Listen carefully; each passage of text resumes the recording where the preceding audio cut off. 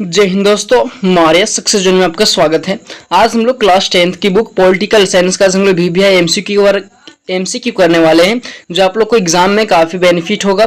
साथ ही जो political science है इसका सेकेंड चैप्टर संघवाद, सेकेंड चैप्टर का जो नाम है वो संघवाद है। इसका आज हम लोग VBI MCQ करने वाले हैं, जो आप लोग को एग्जाम में काफी सहायक या हेल्पफुल सिद्ध होगा। तो चलते हैं, बिना किसी देरी के प्रारंभ करते हैं।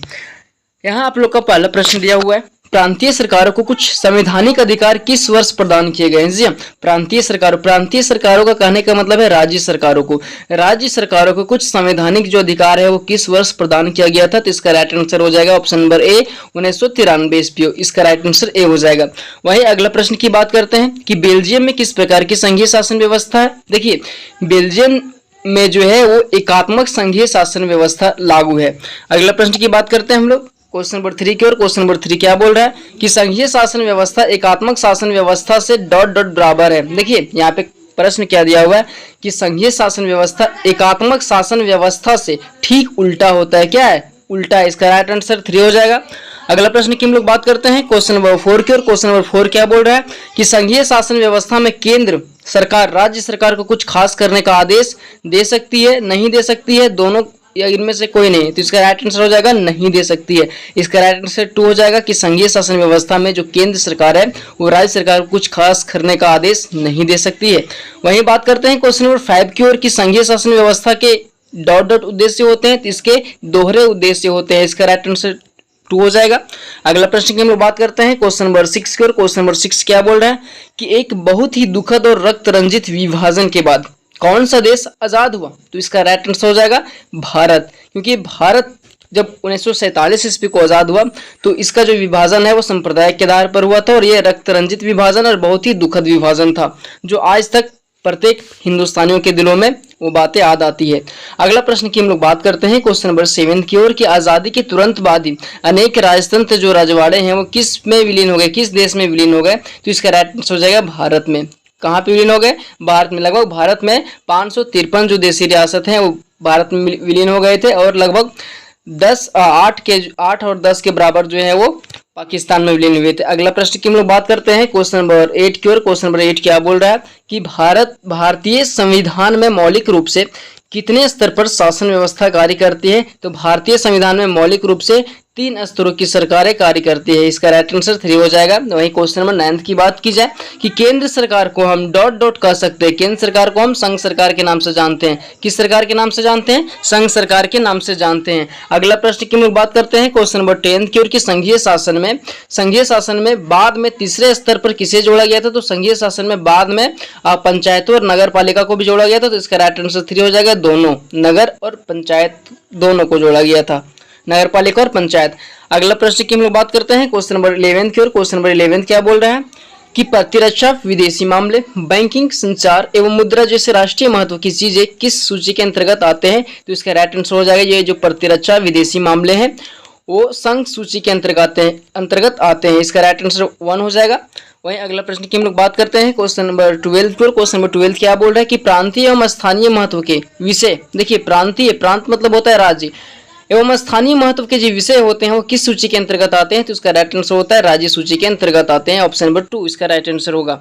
अगला प्रश्न की बात करते हैं क्वेश्चन नंबर 13 की। क्वेश्चन नंबर 13 क्या बोल रहा है शिक्षा, वन मजदूर संघ, विवाह, गोद लेना एवं उत्तराधिकारी जैसे विषय किस सूची के अंतर्गत आते हैं। तो इसका राइट आंसर हो जाएगा ये समवर्ती सूची के अंतर्गत आते हैं। कौन सूची के अंतर्गत आते हैं? समवर्ती सूची के अंतर्गत आते हैं। अगला प्रश्न 14 नंबर प्रश्न क्या बोल रहा है कि संघ सूची में वर्णित विषयों के बारे में कानून बनाने का अधिकार सिर्फ किस सरकार को है। तो देखिए, संघ सूची में वर्णित जितने भी विषय हैं जैसे बैंकिंग हो गया, प्रतिरक्षा हो गया, विदेशी मामले हो गए, इस पर जो कानून बनाने का जो अधिकार है वो केंद्र सरकार को है। इसका राइट आंसर बी हो जाएगा, 2 हो जाएगा, केंद्र सरकार।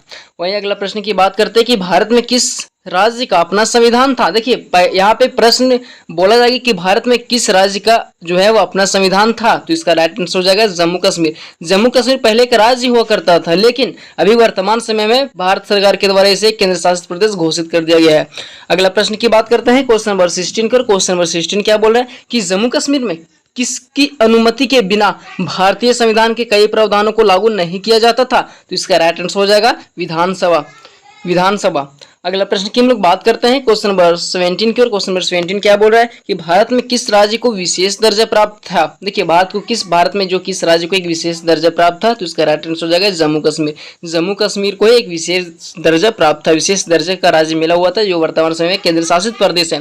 अगला प्रश्न की हम लोग बात करते हैं क्वेश्चन नंबर 18 की। और क्वेश्चन नंबर 18 क्या बोल रहा है कि विवादों पर फैसला सुनाने का जो अधिकार है वो किसे प्राप्त है। विवादों पर जो फैसला सुनाने का जो अधिकार है वो किसको प्राप्त है, तो यह न्यायालय को प्राप्त है। इसका राइट आंसर 4 हो जाएगा, न्यायालय। अगला प्रश्न की वही बात की जाए कि नए राज्य बनाने के लिए किस वर्ष कई राज्यों की सीमाएं बदली गई। नए राज्य बनाने के लिए किस वर्ष कई राज्यों की सीमाएं बदली गई, तो आपको बुक के अनुसार से इसका जो राइट आंसर है 1950 हो जाएगा। इसका राइट आंसर क्या हो जाएगा, बी 1950।